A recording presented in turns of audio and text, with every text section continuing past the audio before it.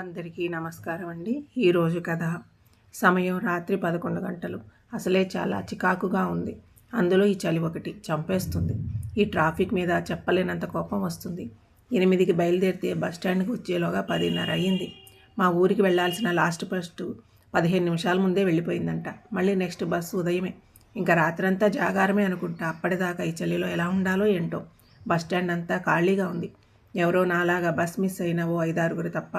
బాగా నోరు లాగేస్తుంది. సిగరెట్ అయినా తాగుదామని బస్టాండ్కి ఎదురుగా రోడ్డుకి అటువైపు ఉన్న టీ కొట్టుకు వెళ్ళాను. అన్నా, ఒక అల్లంటి ఒక సిగరెట్ ఇవ్వు. ఏంటి తమ్ముడు, బస్ మిస్సా? అవునన్నా, దరిద్రం. ఏం చేస్తాం? అట్లా అనుకోకు తమ్ముడు. జీవితంలో ఎప్పుడైనా ఏదైనా మిస్ అయ్యావనుకో, అంతకు మించినదేదో నీకోసం ఎదురు చూస్తుంది అని అర్థం అన్నాడు అతను వేదాంతిలాగా. సర్లే అన్నా, చూద్దాం. దేవుడికి నా కోసం ఆలోచించే తీరిక ఎక్కడుంటుంది? ఇంతలో టీ కొట్టు అన్న మాటలు నిజమే అనిపించేలాగా గ్రీన్ చుడీదార్ వేసుకుని లూజ్ హెయిర్తో ఒక బ్యాగ్ తగిలించుకుని బస్టాండ్లోకి ఒక అమ్మాయి వచ్చింది. తను ఎలా ఉందంటే, అప్సరసల గురించి పేపర్లలో సినిమాల్లో వినడమే కానీ లైవ్లో చూడడం ఇదే మొదటిసారి. తనని చూడగానే వెంటనే వెళ్ళి మాట్లాడాలని ఉంది.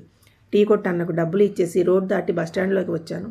నేను వెళ్ళి తనకు దగ్గరలోని బెంచ్ మీద కూర్చున్నాను. తనతో ఏం మాట్లాడాలో అర్థం కావడం లేదు. అప్పుడే నా మొర విన్నాడేమో దేవుడు. తనే నా వైపు తిరిగి, ఏమండి, అనంతపురం బస్సు వెళ్ళిపోయిందా? లాస్ట్ బస్సు ఎప్పుడో వెళ్ళిపోయిందండి. నెక్స్ట్ బస్సు మళ్ళీ ఉదయం 4 గంటలకు. నా మాటలకు తను కొంచెం టెన్షన్ పడినట్టుగా అనిపించింది. Any problem? అప్పటిదాకా ఇక్కడ ఎలా ఉండాలి అని? మీరేం భయపడకండి, నేను కూడా బస్ కోసమే వెయిటింగ్.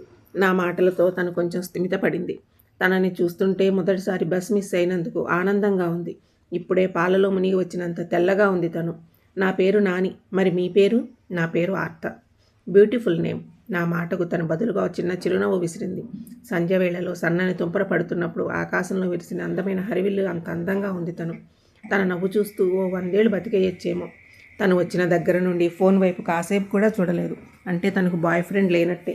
నాకు రూట్ క్లియర్. ఎందుకో తనే నా సోల్మేట్ అని నా మనసు బలంగా చెప్తుంది. చూడాలి ఎలా ఉందో నా అదృష్టం. అవును, మీరు ఇక్కడ ఏం చేస్తూ ఉంటారు? ఆర్త. పోయిన ఏడాది MBA అయిపోయింది.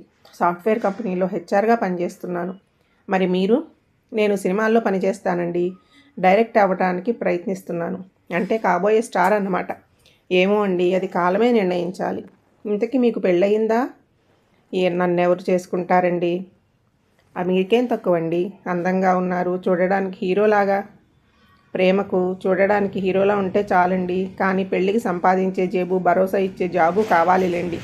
పైగా మా సినిమా వాళ్ళంటే ప్రపంచంలో ఉన్న ద్రవలాట్లన్నీ మాకే ఉంటాయనే పేరు ఒకటి ఉంది కదండి. ఇంకా నాకెవరిస్తారండి పిల్లను? అయినా నాకు అర్థం కాక అడుగుతాను. చెడ్డవాళ్ళం ఏ రంగంలో లేరండి. కొంతమంది వ్యక్తులు చేసే పనుల వల్ల మొత్తం ఒక రంగాన్ని తప్పుపట్టడం ఎంతవరకు కరెక్ట్ అండి? అవునండి, చాలా తప్పు. బాధపడకండి, మీకు మంచి రోజులు వస్తాయి అంది ఆర్త. వస్తాయి కాదండి, వచ్చింది. ఈరోజేవో పెద్ద హీరోతో సినిమా ఛాన్స్ ఓకే అయ్యింది. నా విషయం అమ్మకు డైరెక్ట్గా చెప్పి తన కళ్ళలో ఆనందం చూద్దామని బయలుదేరాను. Congrats sir. మీకు మీ అమ్మగారంటే చాలా ఇష్టం అనుకుంటా. నానపోయాక అన్నీ తనే పెంచిందండి అమ్మ. సినిమాల్లోకి వెళ్తా అన్నా జాగ్రత్త అనింది కానీ అడ్డు చెప్పలేదు నా ఇష్టానికి. గ్రేట్ అంది ఆర్త. ఇంతలో గాలికి ఎగిరి ఏదో దుమ్ము తన కళ్ళల్లో పడింది. నేను దగ్గరగా వెళ్ళి తన తలను చేతితో పట్టుకుని కళ్ళల్లోకి ఊదాను. అలాగే ఒకరి కళ్ళలోకి ఒకరు చూసుకుంటూ ఉన్నాం. తనువుల మధ్య తరగని దూరం ఏదో కరిగినట్లు అనిపించింది. ఇద్దరం అలా చూసుకుంటూ ఉంటే. డిస్టర్బ్ చేయకూడదు అనుకుంటూ కాలం కూడా క్షణకాలం ఆగిపోయింది.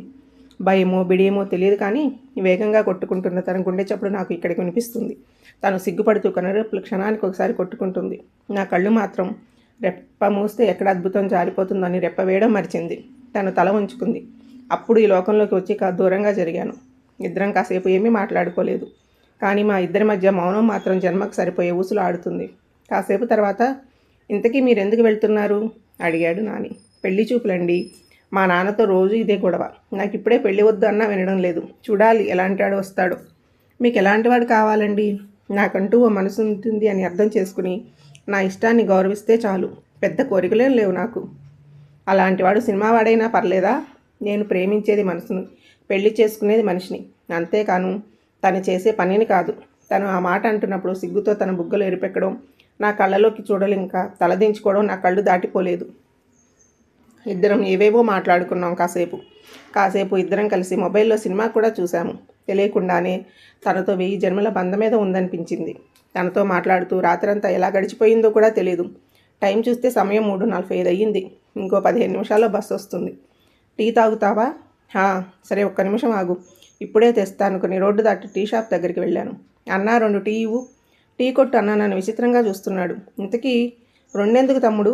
నాకు, అక్కడ ఉన్న అమ్మాయికి. అక్కడ ఎవరూ లేరు కదా తమ్ముడు.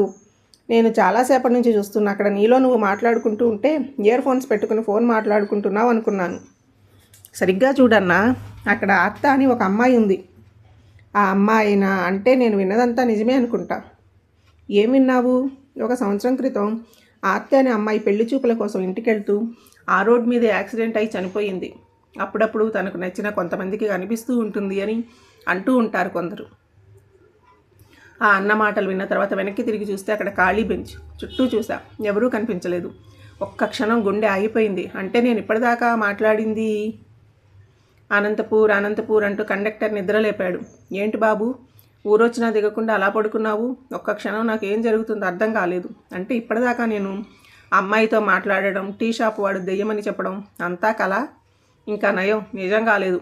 కానీ కళలో కూడా ఎంత అందంగా ఉంది తను. అలా ఆలోచిస్తూనే ఇంటికి వచ్చాను. చాలా రోజుల తర్వాత ఇంటికి వచ్చాను కదా. అమ్మ చాలా సంతోషపడింది. నాకు సినిమా ఛాన్స్ వచ్చింది అని సంబరపడిపోయింది. ప్రయాణం అలసట వల్ల మధ్యాహ్నం వరకు పడుకుని సాయంత్రం లేచాను. ఇంకా కలలో రాత్రి కనిపించిన అమ్మాయే కళ్ళ ముందు మొదలుతూ ఉంది. అంతలో అమ్మ, అరే నీతో ఒక విషయం చెప్పాలిరా. మొన్న సరోజ గారు ఒక సంబంధం తెచ్చారు. అమ్మాయి కుందనపు బొమ్మలాగా ఉంది. నువ్వు సినిమాలో పనిచేస్తావని చెప్పినా ఒప్పుకుందట. ఫోటో చూస్తే నువ్వు కూడా ఒప్పుకుంటావు. ఒకసారి చూడరా అంది అమ్మ అంటూనే ఒక ఫోటో ముందు పెట్టింది. నాకు ఆశ్చర్యంతో ఫ్యూజులు ఎగిరిపోయాయి. రాత్రి దెయ్యంలాగా కలలోకి వచ్చిన అమ్మాయే తను. ఇంతకీ తను దెయ్యమా నిజమా? ఇప్పుడు నేనేం చేయాలిరా దేవుడా?